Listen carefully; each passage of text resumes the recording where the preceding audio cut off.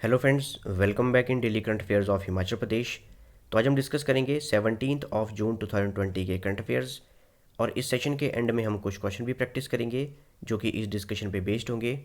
और अगर आपको इस डिस्कशन की पीडीएफ चाहिए तो आप मेरे टेलीग्राम चैनल से ले सकते हैं, जिसका लिंक मैं डिस्क्रिप्शन बॉक्स में दिया हुआ है, या फिर आप टेलीग्राम में सर्च कर सकते हैं हिमाचल सक्सेस बुक। वहाँ भी आप इस डिस्कशन का पीडीएफ प्राप्त कर सकते हैं। तो स्टार्ट करते हैं हमारे आज की डिस्कशन। सबसे फर्स्ट है इंडिया चाइना बॉर्डर के बारे में, भारत चीन बॉर्डर के बारे में। तो भारत और चीन के बीच में बढ़ते हुए तनाव को देखते हुए, बिगड़ते हुए हालातों को देखते हुए, जो हिमाचल के सीमावर्ती गांव हैं जिनकी सीमा चाइना के साथ लगती है, वहाँ पे पुलिस की सतर्कता को बढ़ा दिया गया है। साथ ही में जो नज़दीकी पंचायतें हैं वहाँ भी अलर्ट घोषित कर दिया गया है। अगर बात की जाए हिमाचल के बॉर्डर की जो चाइना के साथ लगता है, तो लगभग 250 किलोमीटर लंबा अंतर्राष्ट्रीय सीमा है। जो लंबी अंतर्राष्ट्रीय सीमा है वो हिमाचल की चाइना के साथ लगती है। और लगभग 15 किलोमीटर के जो आसपास के इलाके हैं हिमाचल प्रदेश के, उनको सील कर दिया गया है। अगर बात की जाए हिमाचल प्रदेश की जो डिस्ट्रिक्ट्स हैं जो अपना बॉर्डर शेयर करती हैं, जिनका बॉर्डर चाइना के साथ लगता है, तो हिमाचल प्रदेश की किन्नौर और लाहौल स्पीति सिर्फ दो ही डिस्ट्रिक्ट्स हैं जिनका बॉर्डर चाइना के साथ लगता है।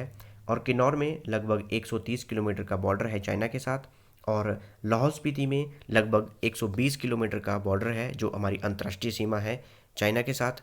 अगर हम मैप में देखें, आप देख सकते हैं ये है हमारा हिमाचल प्रदेश, यहाँ हमारी है लाहौल स्पीति डिस्ट्रिक्ट, और ये है हमारी किन्नौर डिस्ट्रिक्ट। आप देख सकते हैं ये है हमारी बाउंड्री जो चाइना के साथ लगती है। जो हिमाचल प्रदेश का बॉर्डर है जो चाइना के साथ लगता है, लगभग 120 किलोमीटर लंबा बॉर्डर है लाहौल स्पीति का चाइना के साथ, और 130 किलोमीटर लंबा बॉर्डर है किन्नौर का चाइना के साथ।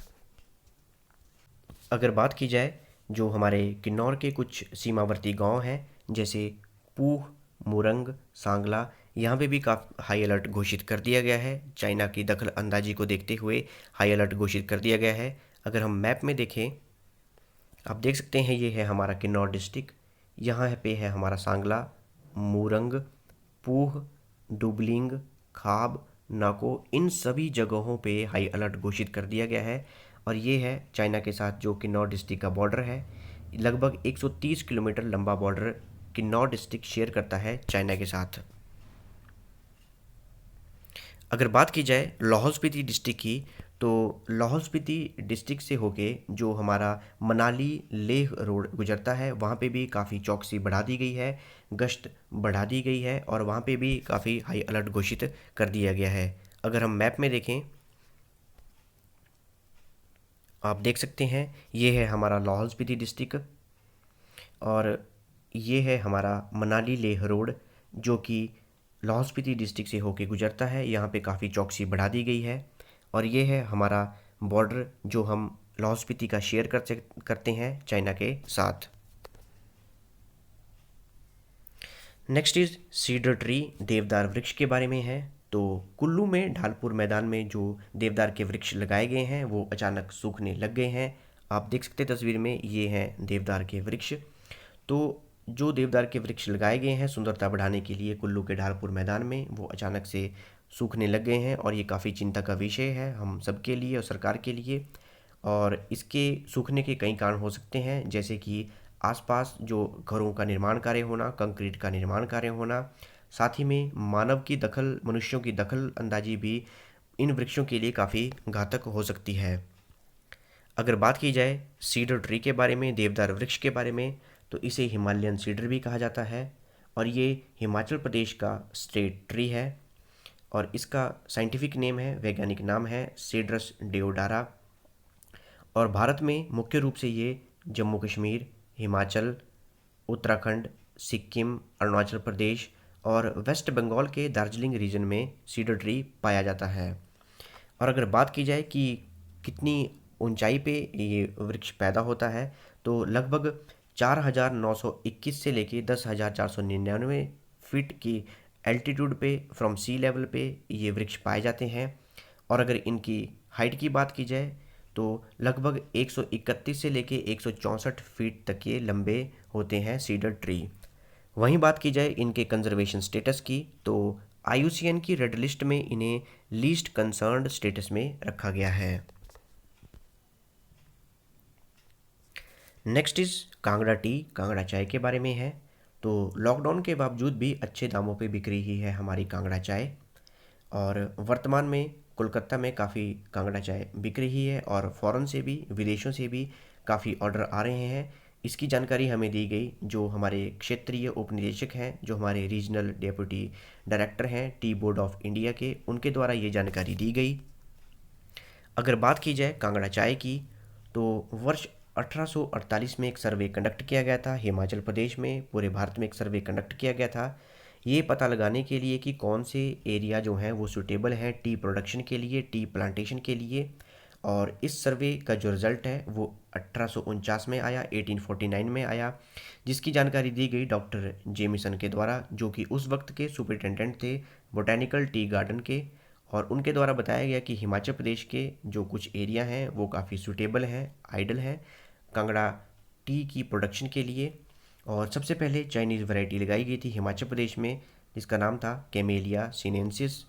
इसके पौधे हिमाचल प्रदेश में लगाए गए थे और काफ़ी सक्सेसफुल भी हुए थे। ये जो कांगड़ा टी है, जो ये पौधे हैं, ये काफ़ी सक्सेसफुल हुए थे। और मुख्य रूप से पालमपुर और धर्मशाला में काफ़ी पौधे जो थे वो सूटेबल पाए गए थे और काफ़ी सक्सेसफुल हुए थे। और बात की जाए अगर कांगड़ा टी की, तो कांगड़ा टी का नाम कांगड़ा वैली पे रखा गया है। और मुख्य रूप से कांगड़ा वैली में ब्लैक टी और ग्रीन टी दोनों तरह की चाय उगाई जाती है, और ये मुख्य रूप से पालमपुर और धर्मशाला में ही इसका उत्पादन किया जाता है। और वर्ष 2005 में कांगड़ा टी को ज्योग्राफिकल इंडिकेशन टैग भी दिया गया था। काफ़ी इंपॉर्टेंट है, ये स्टेटस दिया गया था। वर्ष 2005 में कांगड़ा टी को ज्योग्राफिकल इंडिकेशन स्टेटस दिया गया था। अगर बात की जाए एलिवेशन पे की, कौन सी एलिवेशन पे चाय उगाई जाती है, तो लगभग 900 से लेके 1400 फ्रॉम सी लेवल, 900 से 1400 मीटर सी लेवल तक ऊंचाई पे कांगड़ा टी उगाई जाती है। और अगर एनुअल रेनफॉल की बात की जाए तो एनुअल रेनफॉल इसके लिए जो चाहिए वो चाहिए 270 से 350 सेंटीमीटर तक। और अगर मिट्टी की बात की जाए तो मुख्य रूप से लेटराइट सॉइल बेस्ट सॉइल है चाय के उत्पादन के लिए। अगर बात की जाए टी बोर्ड ऑफ इंडिया की, टी बोर्ड भारत की, तो ये एक एजेंसी है जो भारत सरकार द्वारा गठित की गई थी और ये भारत सरकार के अंतर्गत काम करती है। और इस एजेंसी का काम है जो भी चाय की कल्टीवेशन है, प्रोसेसिंग है, जो व्यापार है, ट्रेड है, उनको प्रमोट करना अक्रॉस द वर्ल्ड और अक्रॉस द इंडिया। और इसकी इस्टेब्लिशमेंट की गई थी, इसकी स्थापना की गई थी टी एक्ट 1953 के द्वारा, जिसका हेडक्वार्टर है कोलकाता में। टी बोर्ड ऑफ इंडिया का हेडक्वार्टर है कोलकाता में। और विदेशों में अगर इसके हेडक्वार्टर की बात की जाए तो यूएई और जो भी यूरोपियन कंट्रीज़ हैं वहाँ पे भी काफ़ी रीजनल ऑफिसेज बनाए गए हैं टी बोर्ड ऑफ इंडिया के। वहीं बात की जाए अगर इसके चेयरमैन की, तो टी बोर्ड ऑफ इंडिया के चेयरमैन हैं श्री प्रभात कमल बेजबुरो। तो ये थी हमारी आज की डिस्कशन। रिवाइज करते हैं हमने आज क्या क्या डिस्कस किया।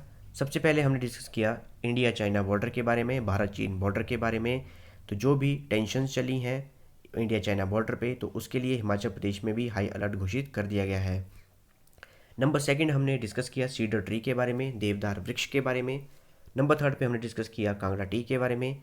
और नंबर फोर्थ पे हमने डिस्कस किया टी बोर्ड ऑफ इंडिया के बारे में। तो अब हम प्रैक्टिस करेंगे कुछ क्वेश्चन जो कि इस डिस्कशन पे बेस्ड होंगे।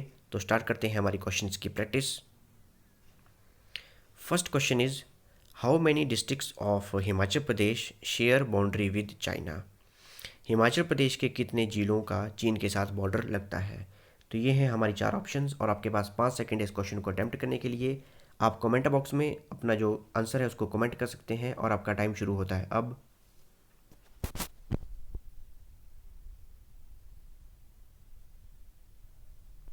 आइए देखते हैं इसका करेक्ट आंसर। इसका करेक्ट आंसर है ऑप्शन बी 2। तो हिमाचल प्रदेश के केवल 2 ही ऐसे ज़िले हैं जिनका बॉर्डर चीन के साथ लगता है, वो है लाहौल स्पीति और Kinnaur. Next question is in which year Kangra T got geographical indication tag. Kangra चाय को विशिष्ट भौगोलिक संकेत किस वर्ष दिया गया। तो ये है हमारी चार ऑप्शंस और आपके पास 5 सेकंड है इसको अटेम्प्ट करने के लिए और आपका टाइम शुरू होता है अब।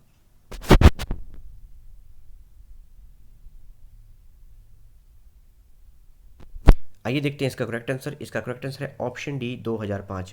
वर्ष 2005 में कांगड़ा टी को ज्योग्राफिकल इंडिकेशन टैग दिया गया था, विशिष्ट भौगोलिक संकेत दिया गया था। Next question is what is the scientific name of cedar tree? देवदार वृक्ष का वैज्ञानिक नाम क्या है? तो ये है हमारी चार ऑप्शंस और आपके पास 10 सेकंड है इसको अटेम्प्ट करने के लिए। अटेम्प्ट कीजिए क्वेश्चंस को, आपका टाइम शुरू होता है अब।